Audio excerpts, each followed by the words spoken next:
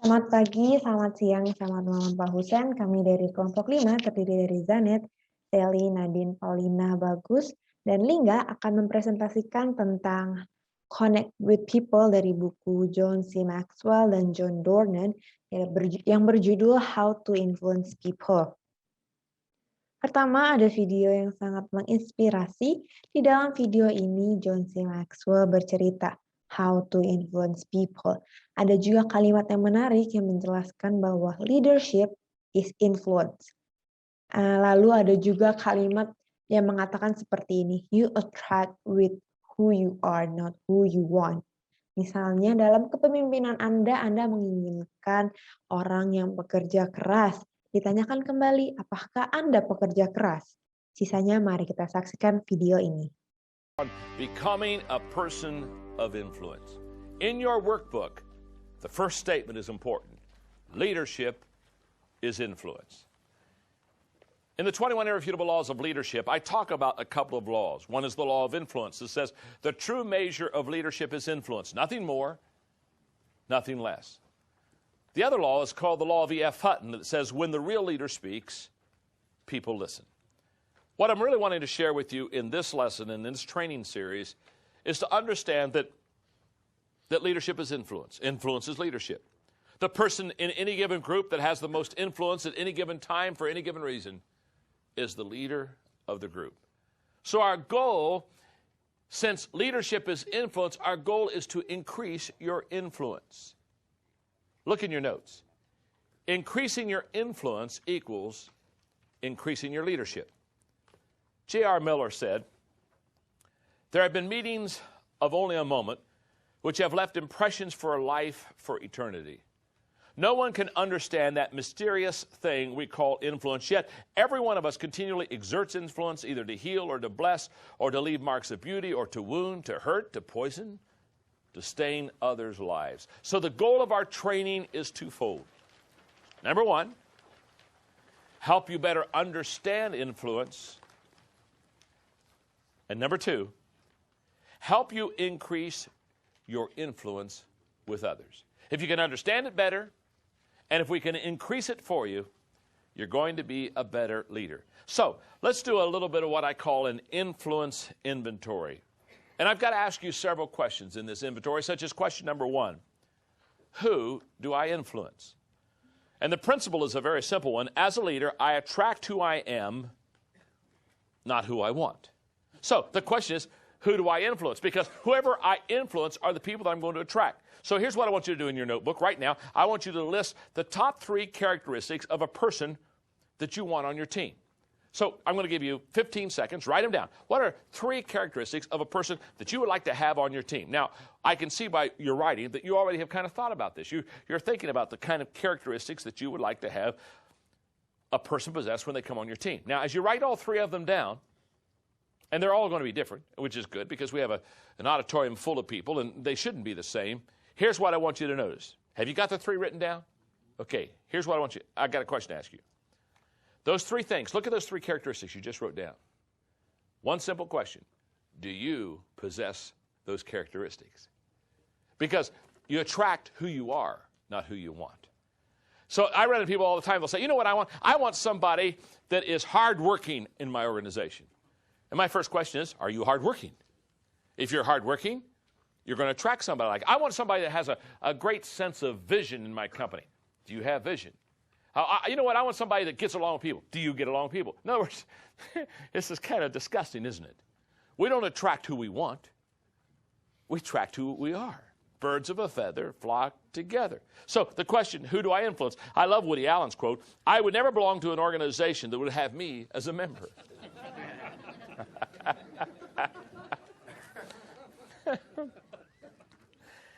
When I went to San Diego, California to pastor Skyline Wesleyan Church, I followed Dr. Butcher, who had been there 27 years. He was the founding pastor. He was a great musician. So guess what? When I went 27 years after he had founded the church, guess what the church was full of? Musicians. Because he was a musician. Like begets like. Now, I'm not a musician. I'm a leader. 14 years after I pastored the church and I leave, guess what the church is full of? It's full of leaders. We had hundreds of leaders. We had leaders all over the place. We had leaders just looking for people to lead. You know what I'm talking about? Had a bunch of bossy people is what we really had. But we were full of leaders. Why? Like begets like. Jim Garland, who's doing a great job. Church is bigger now than it ever was when I was there. He's an activist. Guess what he has now? He has a church full of activists. You see, like begets like. So therefore, when you ask yourself, who do I influence? Here's what I want you to know. It's like looking in a mirror. Connect with people. Apa yang dimaksud dengan ini? Connecting atau yang memiliki arti menghubungkan atau koneksi adalah kemampuan untuk mengidentifikasi dan berhubungan dengan mereka sedemikian rupa sehingga meningkatkan pengaruh kita terhadap mereka. Itulah tujuan dari buku ini yang disebut dengan Influence People. Koneksi adalah bagian penting dari kepemimpinan. Karena Anda tidak dapat memimpin jika tidak ada yang mengikuti. Anda harus bisa terhubung dengan orang lain untuk menjadi seorang pemimpin. Jadi apabila Anda bisa berkomunikasi dan bisa berhubungan dengan orang yang ada di sekitar Anda pun dapat memutuskan keunggulan atas orang lain dalam kemajuan apa yang bisa coba kita capai untuk di masa yang akan datang. Apakah Anda pernah bertemu atau melakukan reuni dengan teman-teman lama Anda, seperti teman sekolah, teman kuliah, ataupun tetangga di masa lampau Anda? Di saat melakukan reuni ini, Anda akan merasa terbawa kembali pada masa itu dan mencoba mengingat apa saja yang telah Anda lakukan pada masa itu. Mungkin bisa jadi mereka adalah teman-teman seperjuangan Anda pada saat melakukan pekerjaan atau tugas sekolah, sehingga Anda bisa berdiri sekarang ini. Anda akan bercerita tentang kenangan indah Anda, tentang masa-masa favorit Anda selama masa itu. Begitu juga dengan teman-teman Anda yang bercerita tentang momen favorit mereka di masa yang sama. Lalu ada cerita singkat dari John C. Maxwell pada saat ia pertama kali bekerja di gereja kecil di Hillham, Indiana pada tahun 1969. John menjadi salah satu pendeta atau pastor senior di gereja tersebut dan melakukan renovasi gereja pada tahun 1971. Setelah puluhan tahun berlalu, John ditelepon kembali oleh seorang petugas gereja tersebut, mengatakan bahwa gereja akan melakukan atau merayakan anniversary atau ulang tahun yang ke-25 tahun dan mengajak John untuk bisa merayakan anniversary tersebut bersama-sama dan membawa khotbah di gereja tersebut.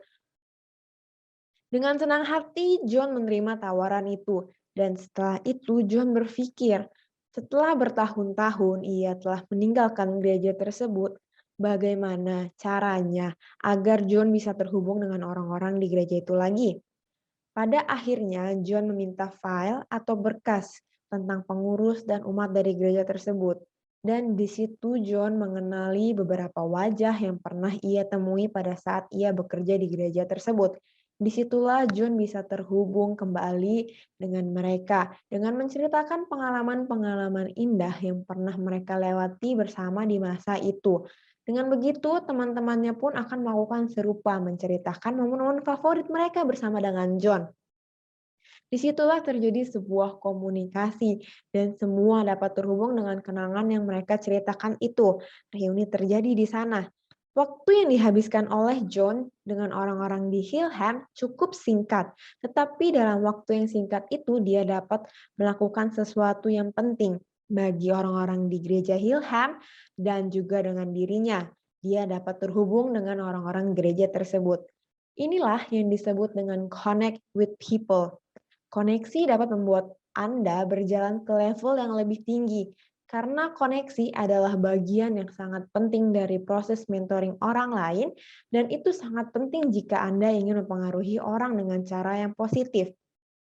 Misalnya seperti ini, jika Anda membantu seseorang dalam navigasi, Anda akan menempuh jalan mereka untuk sementara waktu, bergabung dengan kesulitan dan hambatan mereka. Tetapi ketika Anda terhubung dengan mereka atau adanya sebuah koneksi dan Anda mengajak mereka dan meminta mereka untuk datang bersama Anda, bersama-sama bisa menempuh perjalanan dan keuntungan bersama. Sebuah contoh lain, misalnya sebuah jalur kereta api.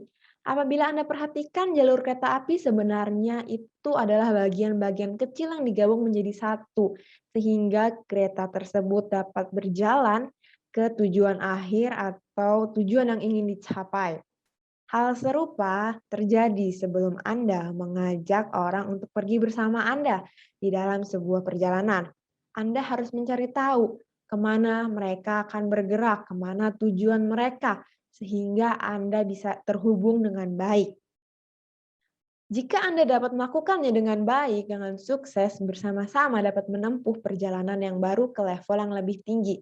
Dan harus selalu diingat untuk menempuh perjalanan yang lebih tinggi atau menempuh perjalanan berikutnya akan selalu menanjak. Dan orang-orang membutuhkan bantuan untuk mencapai ke level yang lebih tinggi itu. Sekian. Baik Pak Husen dan teman-teman sekalian, saya Sally akan melanjutkan presentasi mengenai 9 cara atau langkah kita untuk bisa terhubung dengan orang lain. Di buku ini menyatakan, kita akan membutuhkan kemampuan komunikasi, keinginan untuk menolong orang lain bertumbuh dan berubah, dan punya sebuah sense atau nalar untuk sebuah misi atau tujuan, di mana kita tahu dengan jelas kemana kita akan pergi kalau kita ingin mengajak orang lain juga bersama kita untuk mencapai tujuan tersebut. Nah, caranya bisa dilihat, di sini ada 9 cara atau tahapan pertama untuk membantu kita terhubung dengan orang lain yang ingin kita influence atau kita pengaruhi. Nah, di sini poin pertama ada don't take people for granted. Artinya, jangan kita meremehkan orang lain. Nah, di sini kita bisa terhubung dengan orang lain, kita bisa memimpin mereka, kalau kita juga bisa menghargai mereka. Karena kadang ada pemimpin yang lupa. Pemimpin ini terlalu tenggelam dalam tujuan mereka tanpa peduli sama orang-orang yang mau dipimpin. Padahal orang-orang itu kan adalah orang-orang yang bekerja untuk membantu kita untuk mencapai tujuan tersebut, ya kan? Dan di sini ada satu cerita tentang apa yang akan terjadi kalau kita meremehkan orang dari si Tip O'Neill. Jadi diceritakan waktu itu di hari pemilihan, seorang tetangga tua datang menghampiri si Tip, lalu habis memilih, dia bilang gini ke Tipnya, Tip, saya milih kamu loh hari ini walaupun kamu nggak minta. Si Tip ini kaget, terus dia bilang, Mrs. O'Brien, saya tuh udah kenal kamu selama hidup saya. Saya ambilin sampah kamu, potongin rumput, skop salju buat kamu. Saya pikir saya nggak harus minta deh. Nah, di sini itu artinya dia yakin banget dengan semua itu, dia pasti akan dipilih. Jadi kesannya, statement ini meremehkan si Mrs. O'Brien. Lalu si Mrs. O'Brien ini bilang, Tip, itu akan selalu lebih baik kalau kamu minta tolong atau seperti diomongin dulu lah gitu. Terus karena itu, si Tip ini nggak lupa sama pesannya dari si Mrs. O'Brien. Kalau menghargai orang itu adalah langkah pertama jika kita mau terhubung dengan orang lain. Jika orang lain tahu kita nggak meremehkan mereka, ya mereka juga akan berbalik melakukan hal yang sama ke kita. Mereka akan menghargai kita. Sini ada juga mantan kepala pelatih sepak bola dari Colorado State Buffaloes, namanya Bill McCartney. Dia bilang, setiap kamu nggak menghargai orang, di situ kamu mempertanyakan ciptaan Tuhan terhadap mereka. Nah, di sini yang bisa saya tangkap artinya adalah setiap orang atau setiap ciptaan Tuhan itu berharga, bernilai. Jadi, kita harus bisa menghargai orang lain, kita jangan sampai pernah meremehkan atau bahkan mengabaikan mereka. Karena siapa tahu mereka yang akan bekerja sama dengan kita nanti, yang nantinya akan membantu kita juga gitu untuk mencapai tujuan yang kita mau. Berikut ini adalah satu contoh video mengenai Don't Take People for Granted. Selamat menonton. Go ahead. I wanted to go for brunch on Saturday, so I was Right. thinking we could book something. Brunch, There's yeah. this really nice restaurant. Yeah. I thought we could go. Hold on one second. Yeah. Yeah, 20 minutes. Pen? Sorry. Thank you. Yeah, see you later, yeah? Bye. Okay, yeah, Bye. okay. Be there.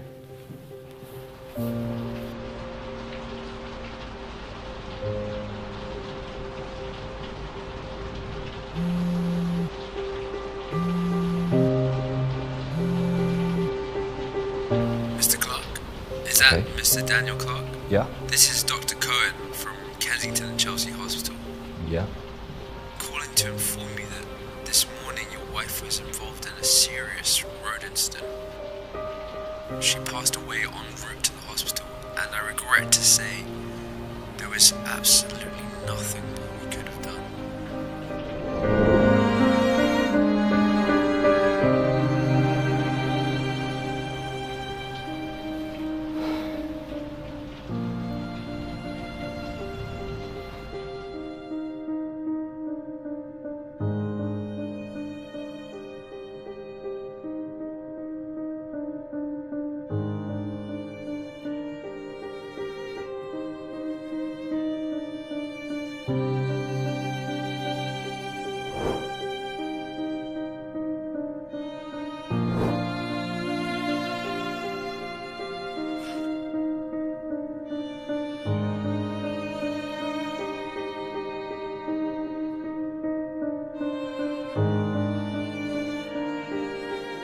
I hope this never happens to anyone, but the harsh truth is that it does.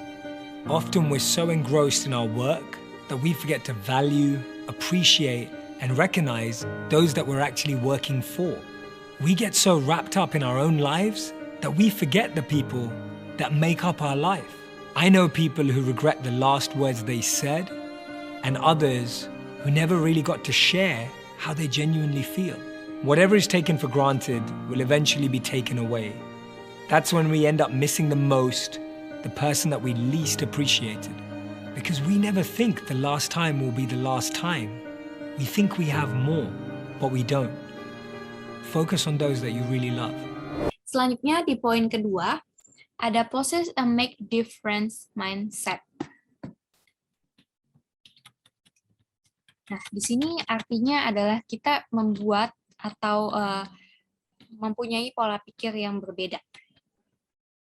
Kalau kita mau mencapai sesuatu yang besar dan kita beneran mau lihat hal itu terjadi, maka kita harus bersikap, berpikir juga yang berbeda.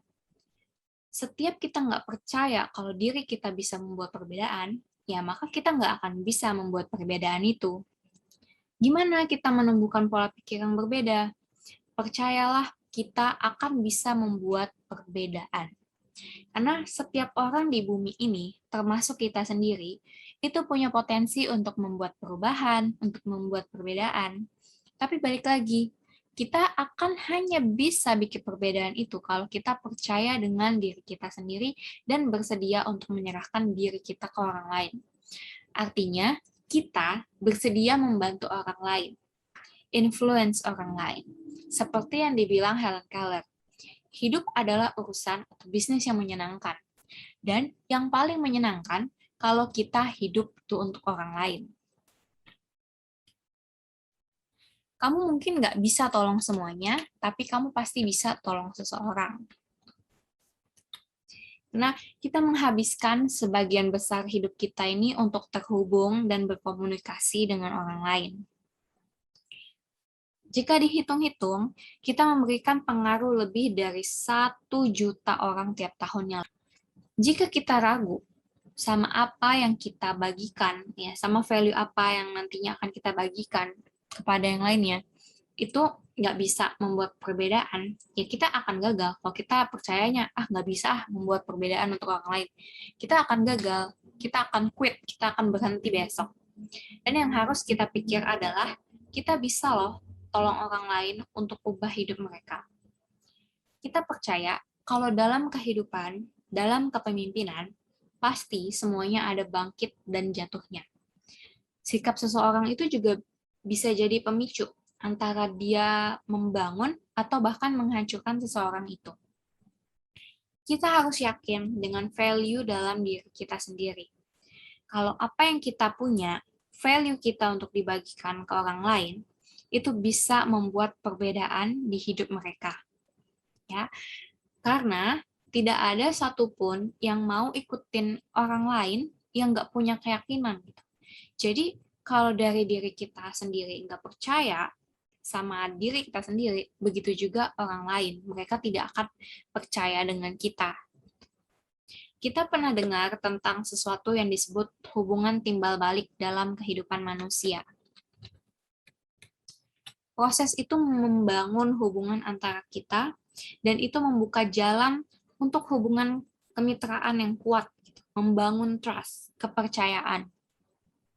Dan percayalah bahwa jika bersama, kita bisa membuat perbedaan yang besar. Contohnya ada Mother Teresa dalam satu ungkapannya, saya bisa melakukan apa yang tidak bisa kamu lakukan, dan kamu bisa lakukan apa yang tidak bisa saya lakukan. Bersama, kita bisa lakukan hal yang besar. Jadi, tidak ada satupun yang bisa mencapai suatu tujuan sendirian. Pasti setidaknya ada peran orang lain, atau dia pasti bekerja sama dengan yang lainnya untuk mencapai tujuan itu. Kalau kita mau terhubung dengan orang lain dan membawa mereka ke level yang lebih tinggi, tentunya bersama kita ya. Kalau kita mau membawa mereka ke level yang lebih tinggi bersama kita harus bisa mengenali nih perbedaan dia dan kita yang bisa membuat akhirnya kita ini klop atau lengkap sebagai satu tim. Dan kita tuh harus sadari itu. Kita harus akui itu di setiap peluang.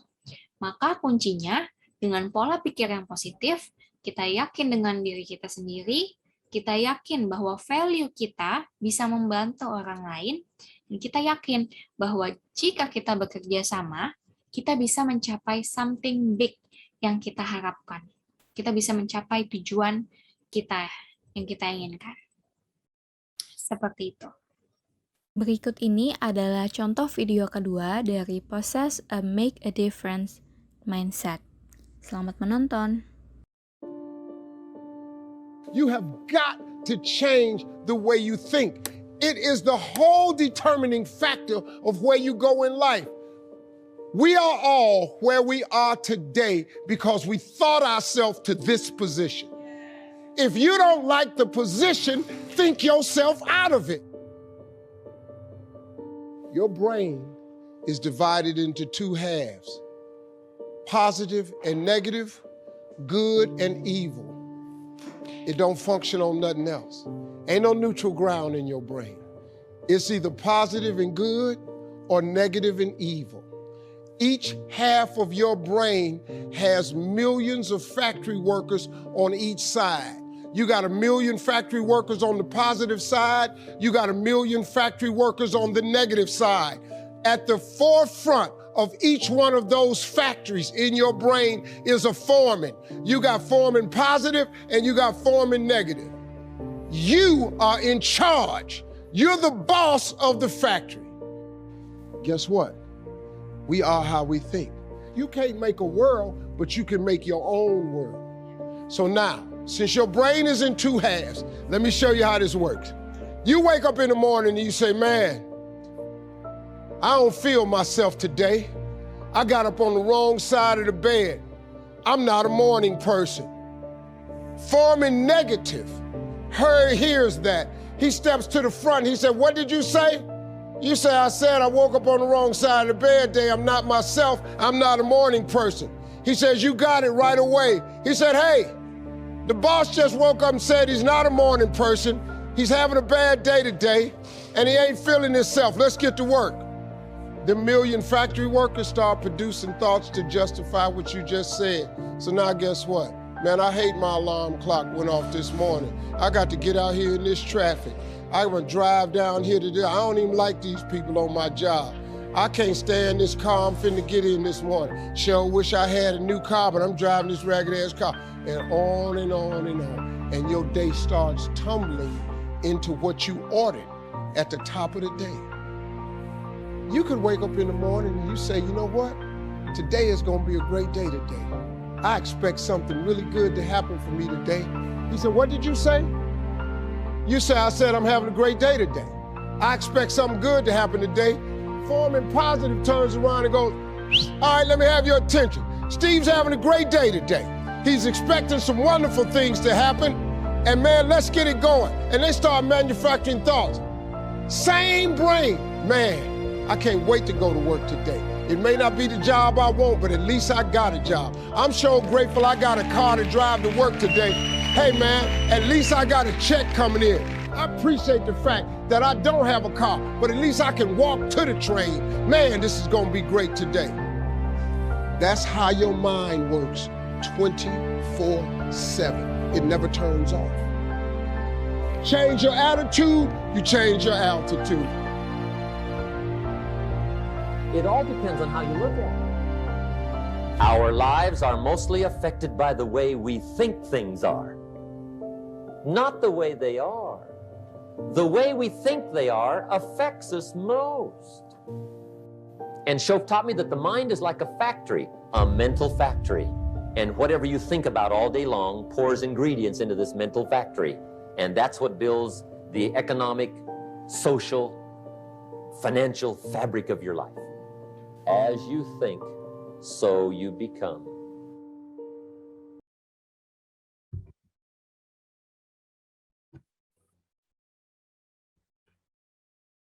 Cara selanjutnya dalam berkoneksi dengan orang adalah inisiatif untuk menghampiri orang lain terlebih dahulu. Menurut Tom Peters dan Nancy Austin, masalah produktivitas manajerial nomor 1 di Amerika cukup sederhana, yaitu manajer yang tidak berhubungan langsung dengan karyawan mereka dan tidak berhubungan langsung dengan pelanggan mereka. Kurangnya kontak dan komunikasi adalah masalah yang mempengaruhi banyak orang, bukan hanya manajer dalam organisasi saja. Mungkin itu sebabnya self-expert Charles Root berkata, ada banyak kasus salesman yang tidak memiliki prospek kecuali persahabatan yang dilingkari oleh tenaga penjual dengan segala sesuatu yang ditawarkan kecuali persahabatan. Kami percaya ada banyak alasan mengapa orang tidak terhubung satu sama lain daripada yang sudah mereka lakukan. Alasan utama, khususnya dalam organisasi, banyak pemimpin percaya kalau itu adalah tanggung jawab pengikut untuk memulai kontak dengan mereka. Tetapi justru kebalikannya. Agar efektif, para pemimpinlah yang harusnya menjadi inisiator. Jika mereka tidak menghampiri karyawan mereka, tidak menghampiri ke tempat di mana mereka berada, dan tidak memulai koneksi, maka 80% dari waktu tidak ada koneksi yang akan tercipta. Dan menurut Tamara Richardson, tanpa kita sadari, potensi dalam memulai percakapan adalah dimulai dari sebuah kelompok. Suatu kelompok pertemanan ini masing-masing memiliki latar belakang yang berbeda-beda. Ketika Anda berteman dengan anggota kelompok tersebut, maka secara otomatis Anda mendapatkan informasi terkait pribadi mereka. Setelah itu, Anda akan memiliki potensi untuk memperluas koneksi Anda dengan berbaur pada lingkup sosial mereka. Buatlah komunikasi tersebut dengan sederhana dan menyenangkan. Hal ini tentunya dapat Anda aplikasikan dalam kehidupan sosial maupun pekerjaan. Lalu cara selanjutnya dalam berkoneksi dengan orang adalah dengan mencari kesamaannya. Secara umum, kapan saja kita ingin terhubung dengan orang lain, mulailah di mana kita berdua setuju, dan itu berarti menemukan suatu kesamaan. Jika kita telah mengembangkan keterampilan mendengarkan dengan baik, seperti yang telah dibicarakan di bab 4, kita mungkin akan dapat mengetahui di mana kita memiliki pengalaman atau pandangan yang sama. Bicara tentang hobi, kehidupan, pekerjaan, olahraga, atau mungkin makanan kita. Apa yang kita diskusikan tidak sepenting sikap kita. Bersikap positif dan cobalah untuk melihat sesuatu dari sudut pandang orang lain. Terkadang ketika kita menemukan suatu kesamaan, kita juga dapat menemukan hambatan dalam proses komunikasi. Jika kita mendeteksi bahwa orang yang kita coba komunikasikan tidaklah reaktif ketika kita mendekati mereka, cobalah untuk membicarakan kesamaan emosional. Pertama, cobalah untuk merasakan apa yang mereka rasakan. Lalu akui dan validasi perasaan itu. Jika kita memiliki perasaan serupa di masa lalu, maka berbagilah dengan mereka tentang bagaimana kita juga merasakan hal yang sama sebelumnya. Dan terakhir, bagikan dengan mereka apa yang kita temukan telah membantu kita bekerja melalui perasaan itu. Setelah kita membuat yang menjadi praktik rutin untuk mencari kesamaan dengan orang lain, kita akan menemukan bahwa kita dapat berbicara dengan siapa saja dan menemukan di mana dia berada. Dan ketika kita dapat melakukan itu, kita dapat membuat koneksi. Secara khusus, ada beberapa cara ketika kita ingin menemukan kesamaan dengan orang lain. Seperti contoh menurut Brian Willey, di antaranya adalah sebagai berikut. Pertama, periksa kembali asumsi kita. Apa yang kita pikirkan dan bagaimana kita melihat dunia. Ketika kita dapat melihat keragaman dan keunikan tiap manusia, kita akan sadar bahwa sebenarnya ada berbagai cara untuk melihat dunia. Lalu kedua, luaskanlah pandangan kita. Buatlah diri kita dikelilingi oleh orang-orang yang memiliki pandangan yang berbeda. Tiga, keluarlah dari zona nyaman kita. Pada saat kita menemui orang yang berbeda dengan kita, janganlah berpegang pada asumsi kita sendiri. Ambil dan bicarakanlah. Jangan hanya menanyakan hal umum, tapi cobalah tanya lebih spesifik. Carilah kesamaan yang dimiliki antar individu. Pastinya akan sangat bangga ketika ada seorang bertanya dengan pertanyaan yang sama dan kita sudah mengetahui jawabannya. Maka berilah mereka contoh tersebut untuk diikuti. Jika semua hal tersebut diterapkan saat bertemu dengan seseorang, kita tentunya akan berubah cara pandang dalam melihat suatu hal. Dan beberapa hambatan yang mungkin akan dialami dalam berkomunikasi dengan orang lain. Yang pertama adalah sikap agonisme. Agonisme ini sendiri adalah mengambil sikap seperti akan berperang, namun sebenarnya sedang tidak dalam kondisi akan berperang. Contohnya adalah seperti ketika kita mencintai seseorang, maka kita harus menyetujui apa yang mereka lakukan atau percayai. Atau ketika kita tidak menyetujui seseorang, berarti kita harus khawatir atau membenci mereka. Nah, menurut Matt Romney, cara untuk mengatasi sikap agonisme ini ada dua cara. Yang pertama adalah dengan menumbuhkan kesamaan. Ini berarti untuk memusatkan pada apa yang kita bagikan. Carilah satu hal yang menjadi pemersatu dalam berhubungan dengan seseorang. Lalu yang kedua adalah untuk saling berbagi. Tidak menolak atau menghindari semuanya hanya karena satu kesalahan saja. Bahkan jika kesalahan tersebut telah diinginkan. Dan hambatan yang mungkin juga dialami dalam berkomunikasi adalah ketika kita tidak menyetujui suatu pernyataan dari seseorang dan mencari cara bagaimana mengungkapkannya dengan baik dan benar. Menurut Julia Dart, salah satu cara unik untuk dapat mengatasi masalah tersebut adalah dengan latihan berdebat. Dalam berdebat, ada posisi yaitu menjadi pendukung dan penolak.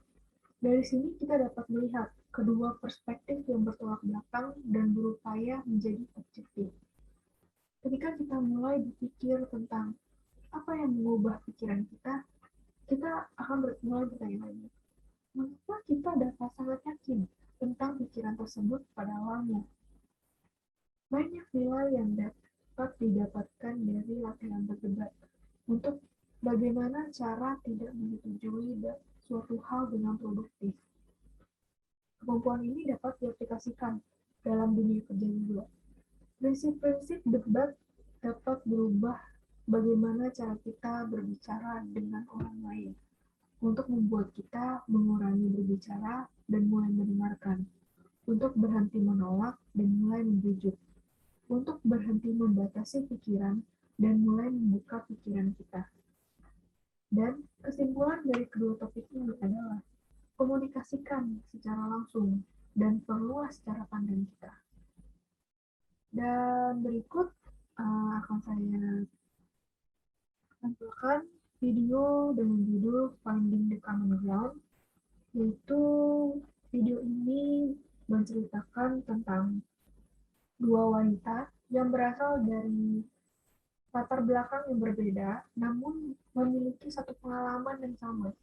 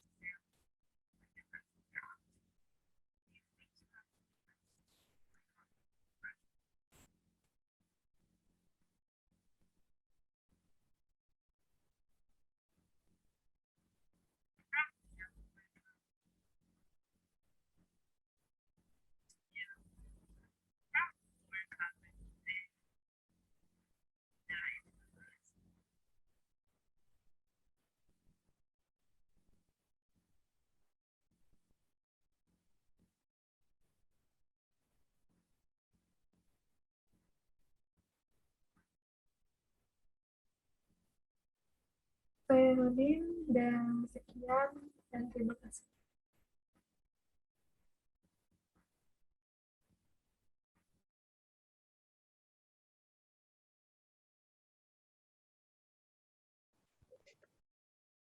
Halo, perkenalkan nama saya Zanet Aloysius Putri dan saya akan melanjutkan presentasi sebelumnya. Saya akan membahas bagian 5 dan bagian 6 yaitu recognize and respect difference in personality dan juga find the key to other life. Saya akan share screen terlebih dahulu. Untuk recognize and respect difference in personality, dalam buku berjudul Personality Plus karya Florence Littler, dijelaskan mengenai 4 kepribadian dasar. Itu ada sanguin, melankolis, plekmatis, dan juga koleris. Yang dimana kepribadian dasar ini udah sering banget kita ketahui. Untuk sanguin itu, mereka menginginkan kesenangan, ramah, humoris, santai, populer, artistik, emosional, bicaranya blak-blakan, dan juga optimis. Untuk contoh tokoh dunianya ada Madonna, Yasser Arafat, dan juga Helmut Schmidt. Kemudian ada melankolis. Untuk orang-orang yang memiliki kepribadian melankolis, mereka menginginkan kesempurnaan, introvert, berorientasi pada tujuan, terorganisir, dan juga pesimis. Untuk contoh tokohnya adalah Napoleon, Bonaparte, Albert Einstein, dan juga Mahathir Muhammad. Lalu ada kepribadian pragmatis. Untuk orang-orang yang memiliki kepribadian pragmatis, mereka menginginkan perdamaian, introvert, tidak emosional, berkemauan keras, berorientasi pada hubungan, pesimis, dan didorong oleh tujuan. Contohnya itu ada Nelson Mandela, Mother Teresa, dan juga Gandhi. Lalu untuk kepribadian koleris, mereka ini menginginkan kekuasaan atau kendali, berkemauan keras, tegas, dan memiliki tujuan. Dengan mengetahui kepribadian dasar seseorang, itu bisa membuat Anda lebih mengenali, menghormati, dan juga peka terhadap seseorang tersebut. Untuk tipe yang koleris ini ada Margaret Thatcher, Bush, Hitler, dan juga Saddam Hussein. Kalau kita mengetahui kepribadian seseorang ini, kita jadi bisa lebih mudah untuk berkomunikasi dengan orang tersebut. Contohnya, kalau misalkan orang-orang yang tipe koleris itu terhubung dengan kekuatan. Kalau misalkan melankolis itu terhubung dengan fokus. Untuk pragmatis, mereka memiliki hubungan yang memberikan jaminan, dan juga untuk sanguins, mereka terhubung dengan kegembiraan. Untuk buku Personality Plus ini, saya akan menampilkan sebuah video yang mendiskusikan orang yang pernah membaca buku Personality Plus ini.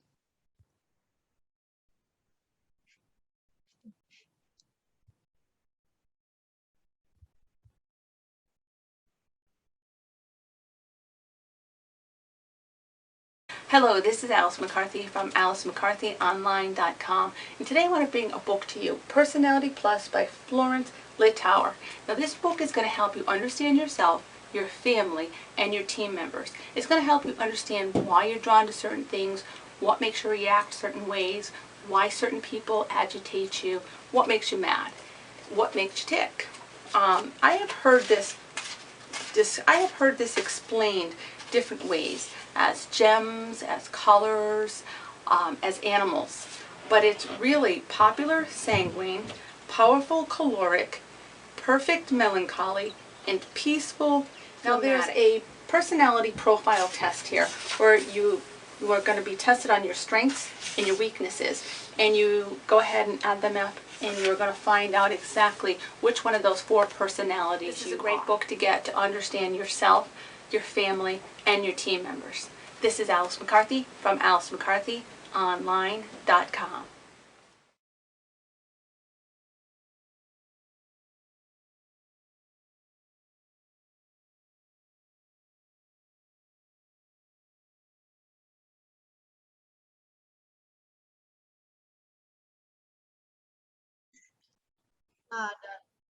Nah, dalam video yang tadi ditampilkan itu, yang menjelaskan kalau dalam buku Personality Plus ini, selain memberitahukan tentang kepribadian seseorang atau cara untuk berhubungan dengan seseorang, tapi juga menjelaskan tentang kelemahan dan kekuatan dari sebuah kepribadian tersebut.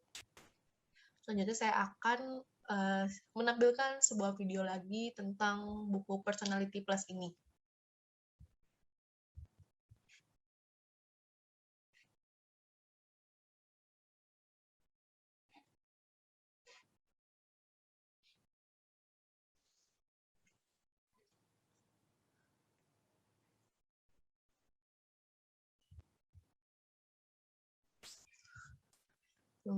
Dimohon tunggu sebentar.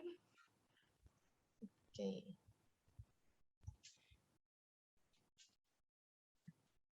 Ini ada video yang menjelaskan tentang buku Personality Plus karya Florence Littauer.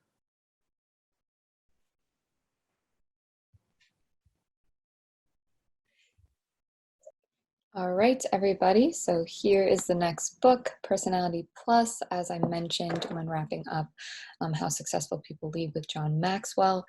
I love this book. This isn't the first time I've read it, but definitely wanted to reread it. I read it a couple of years ago, and then I had to actually rebuy the book because I couldn't find my original copy, which is totally fine because I got to retake the test. And as expected, still the same temperament. And that actually falls right into the main takeaway. I've read about a quarter of the book today, so maybe I'll break this up into fourths, whatever. So with that, the major takeaway was about temperament. So temperament and personality are very different.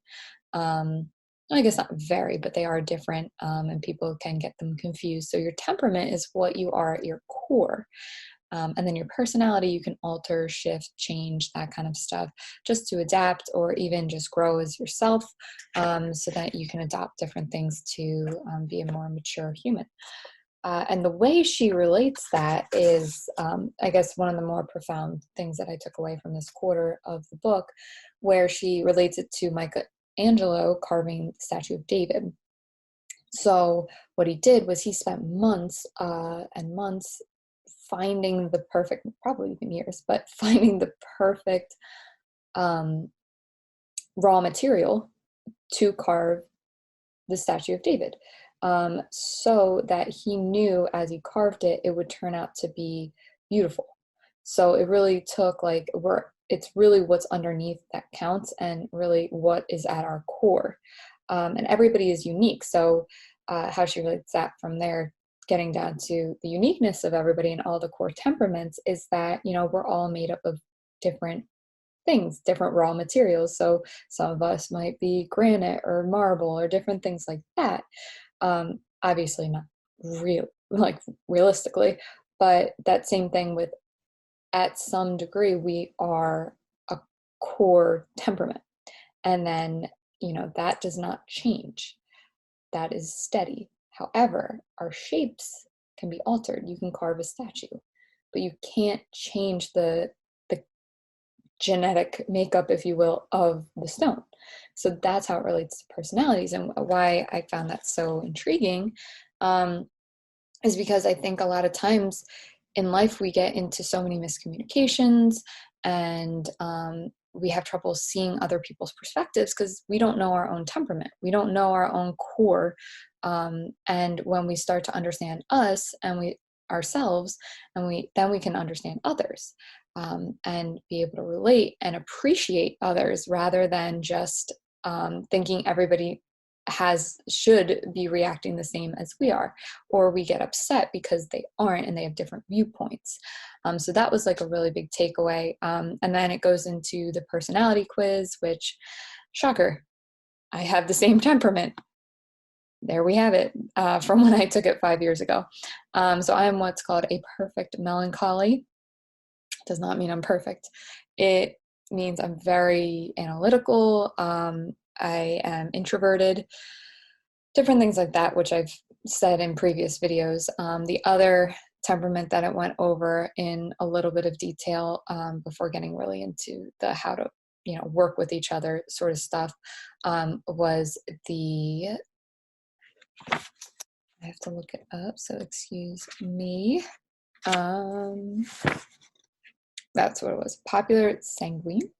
Again, I don't know all of these words, but the popular sanguine, if that's how you say it, they're your extroverts, your life of the party people. So the polar opposites, which is funny when you look at the actual quizzes, big difference between those two for me, at least. So it's really fun. I highly recommend this book. We'll talk on different parts of it throughout, as I continue to read. But yeah, so first step, start understanding your personality, your temperament, what you want to understand about yourself and others. And yeah, we shall dive more into the book at another time. I'm trying to keep this time conscious, which again, part of my temperament. Awesome. All right. Have a great day, everyone.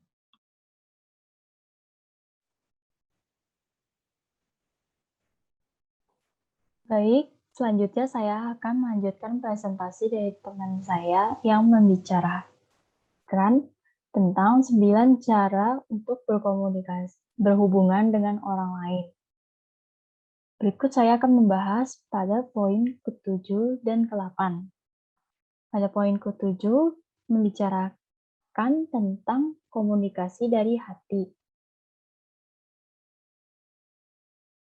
Setelah Anda memulai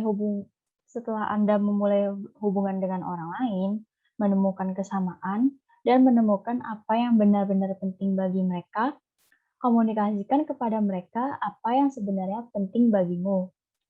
Dan itu mengharuskan Anda untuk berbicara dengan mereka dari hati Anda. Menjadi diri Anda adalah salah satu faktor yang paling penting ketika berkomunikasi dengan yang lain.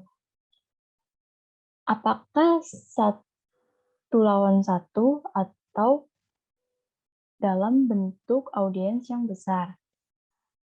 Tidak ada jumlah pengetahuan, teknik, atau kecerdikan yang dapat menggantikan kejujuran dan keinginan yang tulus untuk membantu orang lain. Seperti Abraham Lincoln yang terkenal karena berkomunikasi dengan baik dengan orang lain, dan di jantung keterampilan itu adalah kemampuannya untuk berbicara dari hati. Pada tahun 1842, Lincoln kata anggota Washington Temperance Society dalam pidatonya yang berjudul Charity in Temperance Reform, ia membuat pengamatan berikut. Jika Anda akan menenangkan seorang pria untuk tujuan Anda, pertama-tama meyakinkannya bahwa Anda tulus berteman dengannya.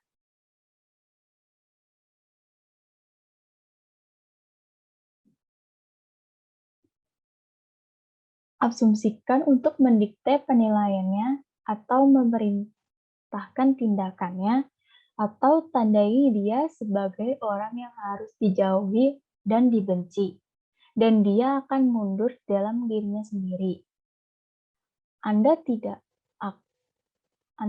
akan lagi mampu menembus dia daripada menembus cangkang keras dari kura-kura dengan sedotan.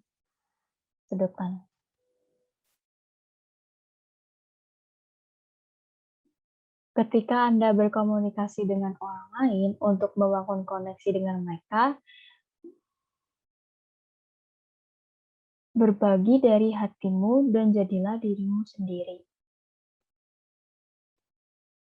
Seperti jika kita ingin membangun sebuah hubungan dengan orang lain, kita harus berkomunikasi dari hati kita sendiri dan menjadi diri kita sendiri tanpa ingin diperlihatkan kepada orang lain. Selanjutnya, berbagi pengalaman umum.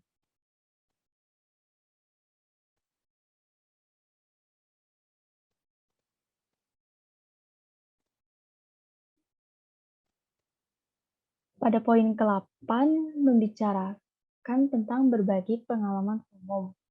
Untuk meyakinkan hubungan dengan yang lain, kamu harus melakukan lebih dari menemukan kesamaan dan berkomunikasi dengan baik. Kamu perlu menemukan cara untuk memperkuat hubungan. Joseph F. Newton berkata, orang-orang kesepian karena mereka membangun tembok, bukan jembatan. Jadi, kebanyakan orang untuk berhubungan dengan orang lain, orang itu membangun tembok dan tidak ingin orang lain berkomunikasi dengannya karena mereka mungkin masih kurang yakin untuk berhubungan dengan orang lain. Dan untuk membangun jembatan yang menghubungkan Anda dengan orang-orang dengan cara yang langgeng adalah berbagi kesamaan pengalaman dengan mereka. Contohnya, berbagi makanan dengan orang-orang, pergi bermain bola bersama, mengajak orang untuk teleponan atau mengunjungi ke sesuatu tempat bersama denganmu. Apapun yang Anda alami bersama yang menciptakan sejarah umum untuk membantu menghubungkan kamu dengan orang lain.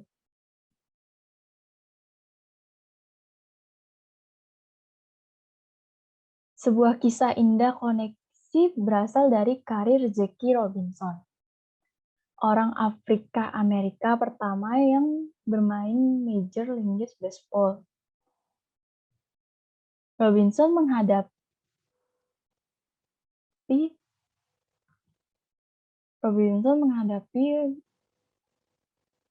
orang banyak yang mengejeknya, ancaman kematian, dan banyak pelecehan di hampir setiap stadion yang dia hadiri.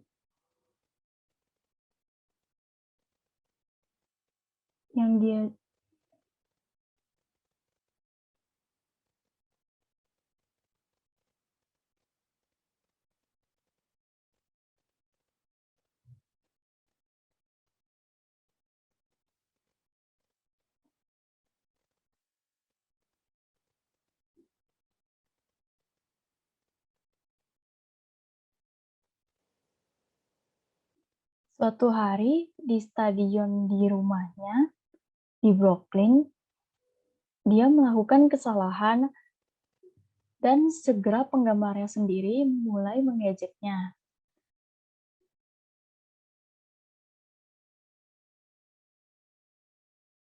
Dia berdiri di base kedua, dipermalukan, sementara para penggemar mencemooh. Kemudian, shortstop Pee Wee Reese datang dan berdiri di sampingnya. Dia meletakkan lengannya di bahu Robinson dan menghadapi kerumunan. Para penggemar menjadi tenang. Dikatakan bahwa Robinson kemudian mengklaim bahwa lengan Reese di bahunya menyelamatkan karirnya. Carilah cara untuk membangun jembatan dengan orang-orang dalam pengaruh Anda, terutama pada saat-saat ketika mereka mengalami kesulitan. Koneksi yang Anda buat akan memperkuat hubungan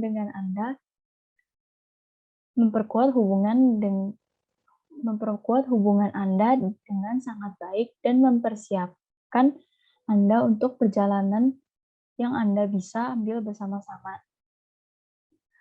Jadi pada poin ini kita harus membangun koneksi dengan orang lain yang berpengaruh dalam diri kita. Mencari orang lain yang dapat memotivasi hidup kita dan menyemangati kita di saat kita diperlakukan di depan orang banyak.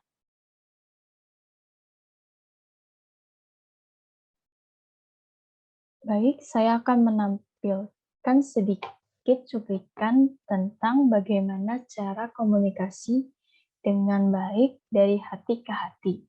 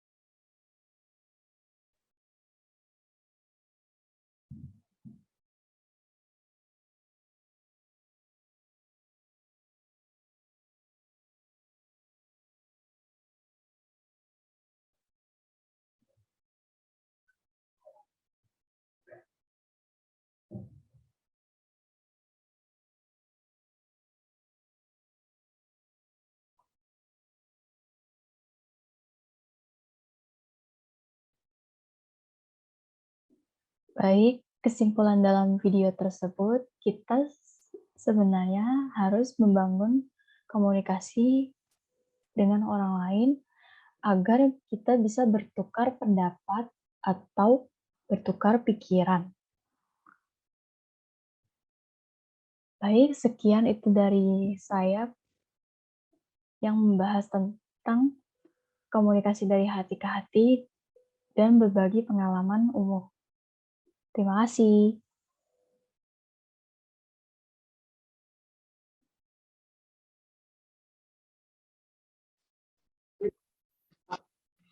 Oke, saya akan izin melanjutkan presentasi dari teman-teman saya. Sebentar, saya izin share screen terlebih dahulu.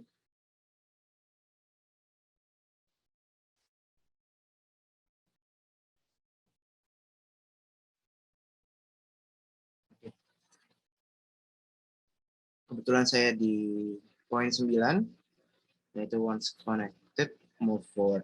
Yang dimana kita sudah menjalankan koneksi atau berteman dan ingin melanjutkan lebih lanjut.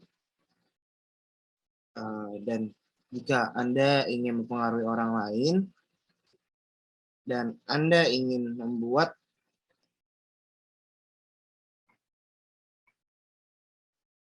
mereka bergerak ke arah yang diinginkan, Anda harus terhubung dengan mereka. Sebelum Anda mencoba membawa mereka. Mencoba melakukannya sebelum menghubungkan atau menjalankan pertemanan hubungan adalah kesalahan umum sebagai pemimpin yang tidak berpengalaman. Maka proses koneksi dengan mereka dapat menyebabkan ketidakpercayaan, penolakan, maupun ketegangan hubungan atau kerenggangan pertemanan. Dan selalu ingat bahwa Anda harus membagikan tentang diri Anda sebelum mencoba berbagi info pengalaman yang kita miliki. Seperti yang pernah diamati oleh seseorang, kepemimpinan berkultivasi dengan orang yang saat ini bersedia masa depan mereka untuk mengikuti Anda menjadi sesuatu yang baru dan sesuatu yang besar. Nah, ini merupakan salah satu bagaimana kita bisa mempengaruhi suatu koneksi seorang atau hubungan kita pada seorang. Yang pertama adalah kita mengetahui hubungan kita saat ini kepada mereka. Yang dimana seberapa kuat hubungan kita dengan orang-orang yang top, yang hidupnya Anda pengaruhi, apakah kita tahu kunci kehidupan setiap orang, atau sudahkah kita membangun kesamaan kepada mereka, dan apakah ada pengalaman umum yang mengikat kita bersama mereka. Jika koneksi kita tidak sekuat yang seharusnya, ingatlah bahwa Andalah yang berperan sebagai inisiator. Jadi, jadwalkan waktu di minggu mendatang untuk minum kopi, berbagi makanan, atau sekedar mengobrol dengan setiap orang. Dan yang kedua adalah kita harus meningkatkan koneksi hubungan yang tingkatnya lebih mendalam.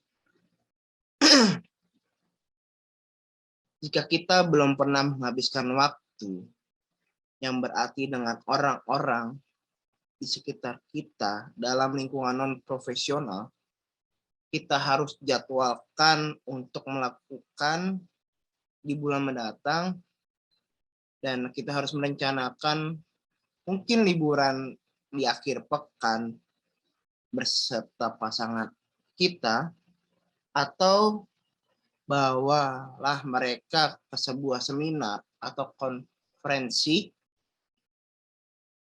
Itu merupakan hal utama, dan hal utamanya adalah memberi diri kita kesempatan untuk terhubung pada tingkat yang lebih mendalam dan berbagi pengalaman bersama mereka.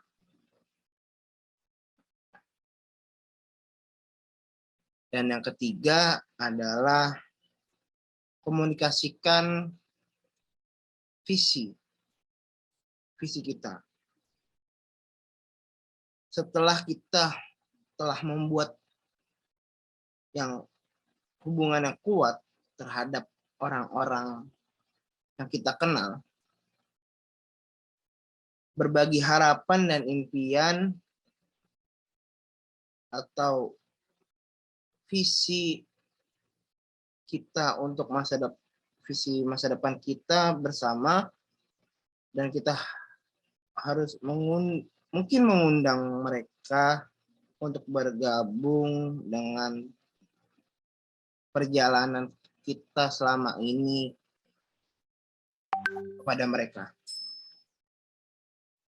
Mungkin saya memiliki satu video mungkin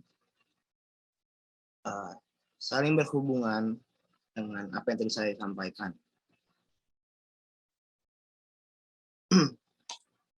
Connecting with people can be hard, whether you're introverted, extroverted, in a new city, or you just want to make some new connections. If you're introverted, you might find it hard to get conversations started. If you're extroverted, you might have an easy time talking with people, but you might have a hard time making a lasting impression. This video will go over 5 methods that can help you connect with people and form genuine connections. 1. Invite conversation by sharing a bit about yourself. One of the best ways to get the conversation going is by sharing something about yourself and then asking the other person about themselves.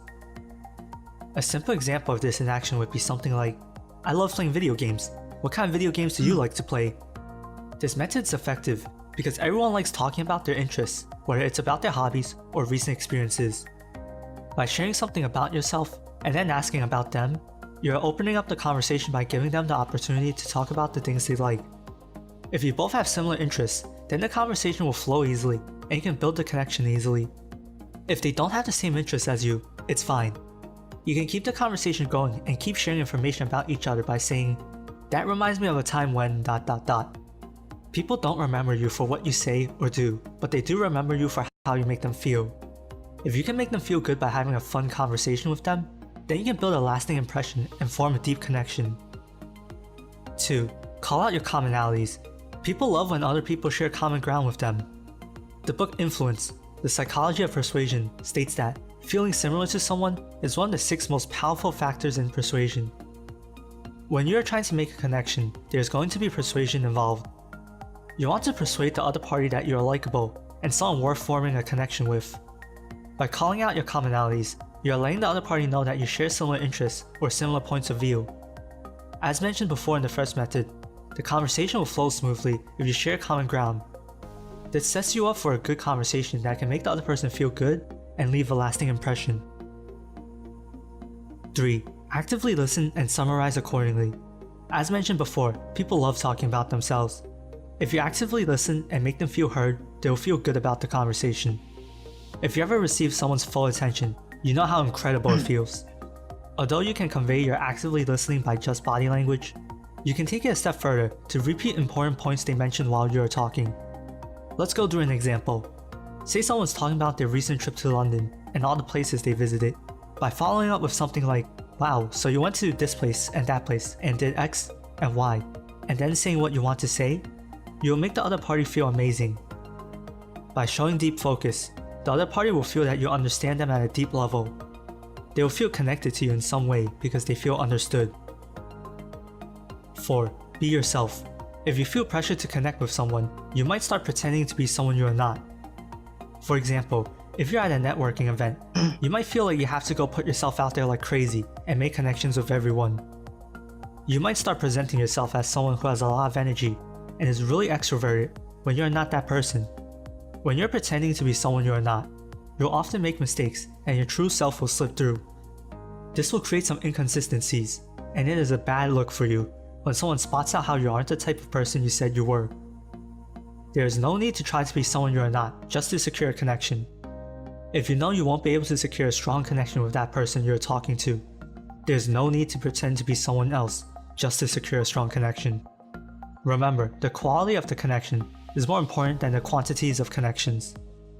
If you are more introverted, you need to know there's nothing wrong with being an introvert, and you should just be yourself. Just be yourself and connect with those you vibe with. 5. Offer a compliment. This is a super easy way to get a conversation started and build connections. It's a universal tactic that works in both a workplace and in social settings. I'm a fan of this method because some of my friendships have started over a simple compliment. When you present a compliment earnestly without any ulterior motive, it can have a heartwarming effect. The other person knows that you aren't obligated to compliment them, but yet you complimented them anyways. This will brighten up their day and make them feel good. The thing to watch out for with compliments is that you actually have to believe it, and you can't just fake it. If you're going to compliment someone about how their joke was really funny, you have to actually believe it is funny, or you'll come across as someone fake with an ulterior motive. You should only give a compliment if you truly believe it. Sometimes, a simple compliment is all it takes to start building a strong connection. These 5 methods when used alone can be very effective in forming connections with other people. However, if you use multiple methods together, it becomes even more effective. Remember, people remember you for how you make them feel, so if you can give them a good time, you will leave a lasting impression and build a strong connection. Which method was your favorite? Leave a comment below and check out the video shown on the end screen about how to command respect without being a jerk. Oke, mungkin itulah video terakhir yang saya ingin sampaikan. Terima kasih sebelumnya Pak Husen telah menonton hasil presentasi kami. Mohon maaf apabila ada kekurangan atau salah kata yang disengaja maupun tidak disengaja oleh kelompok kami. Saya ingin minta maaf terlebih dahulu atas nama kelompok kami. Terima kasih atas perhatiannya. Wassalamualaikum warahmatullahi wabarakatuh.